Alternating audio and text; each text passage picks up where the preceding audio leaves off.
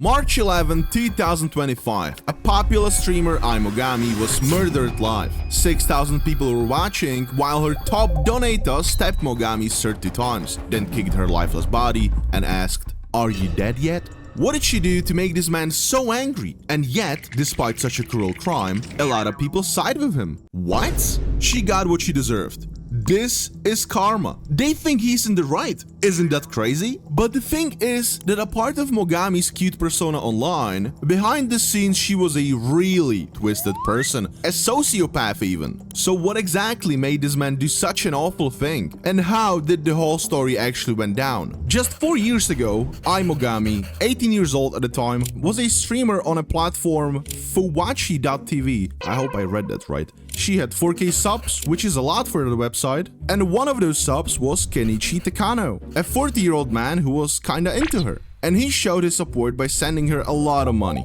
At the time, it would be like $1,000 a month, and considering that average wage there is also like $1,000 a month, you can tell that he was a big fan. In fact, he was such a big fan that when he found out that Mogami works in Kabakura, aka Hostess Club in Tokyo, he would ride all the way from Okayama to Tokyo, which is like 5 hours on the road. All that just to spend some time with her. For those who don't know, Kabakura is a place where hostess take care of customers, usually men. Nothing sexual going on, just socializing, they talk, drink, flirt, yada yada. I just want to make sure we are on the same page here. And now after that Kabakura visit, the real problem started. Mogami reached out to him through the Line app, which is a Japanese messaging app, but while Kenichi was looking for a friend, Mogami had little different plans. That's why on 8th of September, she reached out to him asking for money. I'm sorry, but I forgot my wallet when I went to work yesterday, so I'm really strapped for cash. I'll give it back to you when I go get it tomorrow or the day after. And she needs it right now. Takano answers within a minute asking how much does she need, to which she responds with 10,000? 10,000 yen in 2018 would be around $90 by the way.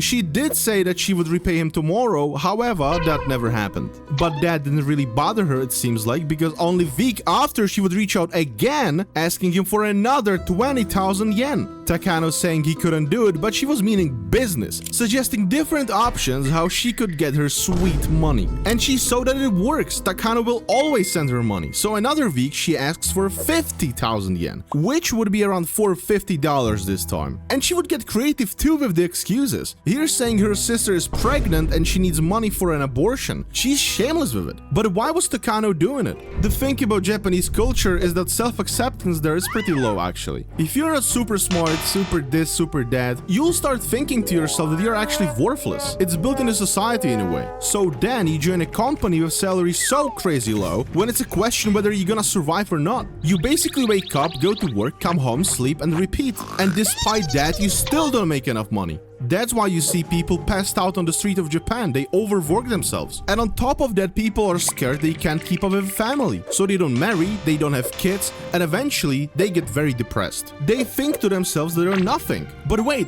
all of a sudden, there's a young girl who gives me attention. Sure, I give her donations. I'll visit her in Kabakura, but I think she actually likes me, you know? Well, nobody can really tell for sure why was the guy doing it, but most likely this is the reason. However, if it would stop here, it would be whatever. But Aimogami just couldn't stop and it got much worse. On the 19th of November, Takano said, "I'm worried," referring to the money situation. Mogami responded with, "Hey, where did she get the money from?" After that, he tells her that he was taking loans to help her out. That's wild, but it will get even crazier. Because Mogami doesn't care and she asks him to borrow from another company. "I want about 50,000 yen to be withdrawn right now." She doesn't even say please. She doesn't even add that Discord pleading emoji that all the UFO girls send. No, she makes it seem like he has to do it, even though he just said he was taking out loans. That's crazy. In fact, it got so bad he lied about his income and employment just so he could support his favorite streamer. And she hits him back with, "I looked into it and it turns out that if you have a job that qualifies you as a self-employed person or you're receiving money in tax-friendly way, you can still borrow the money if you can't prove it. I lied about my annual income and working hours. Even if you don't have your personal information registered as a regular employee, you can still pass the screening and it's often impossible to confirm."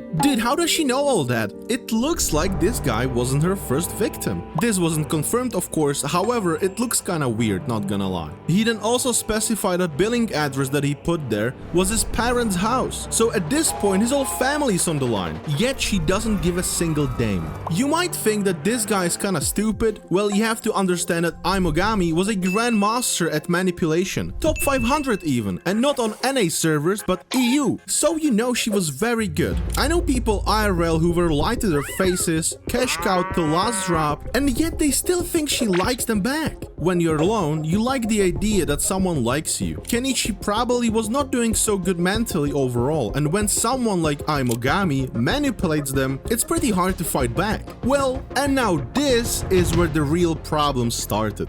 So I applied to another company to borrow the money, says Kenichi, and she pulls out a Discord pleading emoji card. In other words, starter pack of all manipulators. And he hits her back with, I hope I can borrow it and whatever this is, I want to die if I can borrow the money. Damn, holy, that escalated quickly. Don't say that. I wanna do it. And then just few hours later, she says she can live without him and that she loves him. Here you can clearly see that first she makes him feel like he is the only one who can save her and help her, and right after that she gives him exactly what he wants to hear. This is absolutely disgusting, Jesus Christ. If anyone else ever finds himself in this situation, I swear to God, just run, okay? The longer you stay, the harder it is to get out. So altogether, Kenichi gave her 2.5 million yen, which would be around $20,000, and half of the money he borrowed from the creditors. So around January of 2023, he needed the money back that he lended her. Not the whole 2.5 million yen, of course, just a little bit at least. Tomorrow is the repayment date, so please. Sorry, can it be 2 days? Well, yeah, okay, but 2 days for real. Then big surprise, 2 days later, nothing happened. Please deposit. What's going on? You said on the 2nd. What's up?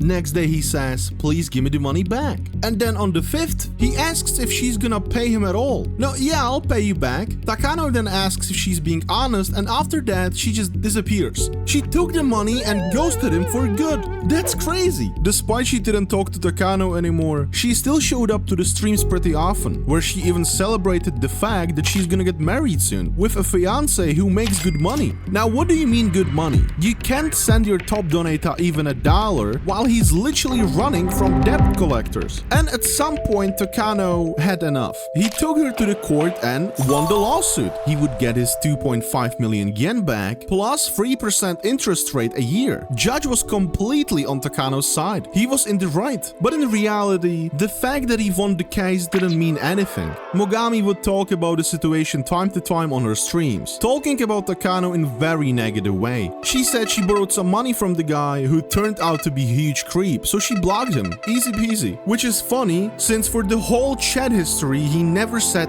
anything inappropriate, and he was very respectful. She even made it seem like it's not a big deal and all she has to do is to pay the money back. Yet still, not a single cent was sent back. She had platinum badge on her profile, which meant she was top streamer of the site, earning around 400k yen a month. For a few months now, Takano was living in poverty, watching a woman online who robbed him of everything. He tried sorting it legally outside court, nothing worked. He was all by himself, depressed. Even though he won the case, it seemed like court didn't care and didn't take any steps in helping Takano get his money back. And then something snapped in Takano and he decided to do something awful. On the 7th of March 2025, he sent her one last message, putting the blame on himself, saying he shouldn't have fallen in love with her, nor he shouldn't have trusted her, asking one last time to get his money back, to which he was once again put on delivered.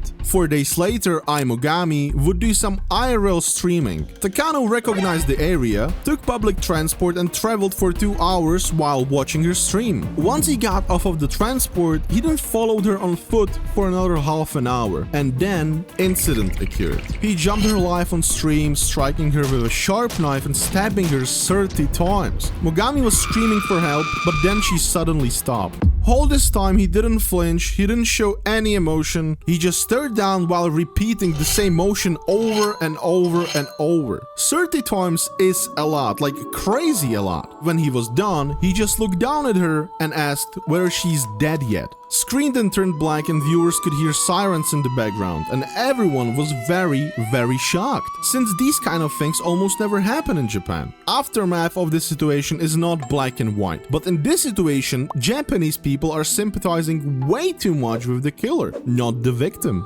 There is no way you can borrow 2.5 million yen and just say, I don't know, block? I can't approve of murder, but I can understand the feeling of murderer's intent. Okay, I think we can all agree on the fact that no one, absolutely no one, should be the judge of someone else's life. That's too much power, and no one should have that option. Was Aimogami twisted, awful, and horrible person? Yeah, 100%. She should be put in jail and pay Takano back like, I don't know, 5 times the amount? Something like that. But did she deserve to be killed? No, absolutely not. I personally don't understand how was court not able to resolve this. I have read somewhere that they told Takano that they couldn't find Mogami to make her pay him back, yet she was live almost daily. I don't know, it's very weird, very sad, and very twisted story. If there's any moral you should take out of this, then it's this: if you lend someone money, kinda expect that you're not seeing them ever again, cause taking out loans to support your favorite streamers, that's kinda too far, not gonna lie. Anyway, my name is Pepazilla. If you like the video, then I don't know, subscribe I guess, write a comment and like the video, that